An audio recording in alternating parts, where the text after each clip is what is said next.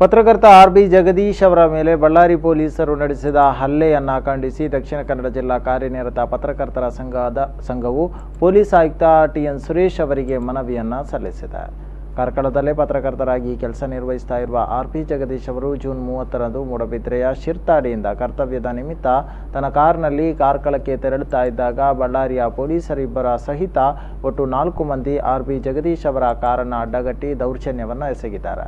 ಈ ಬಗ್ಗೆ ಠಾಣೆಗೆ ದೂರು ನೀಡಿದರೂ ಪೊಲೀಸರು ಕ್ರಮ ಕೈಗೊಳ್ಳಲಿಲ್ಲ. ಈ ಘಟನೆಗೆ ಸಂಬಂಧಿಸಿದಂತೆ ಪೊಲೀಸ್ ಆಯುಕ್ತರು ಗಮನಹರಿಸಿ ಪತ್ರಕರ್ತರಿಗೆ ನ್ಯಾಯ ಹಾಗೂ ರಕ್ಷಣೆ ಒದಗಿಸಬೇಕೆಂದು ಮನವಿಯಲ್ಲಿ ಸಂಘದ ಅಧ್ಯಕ್ಷರು ತಿಳಿಸಿದ್ದಾರೆ.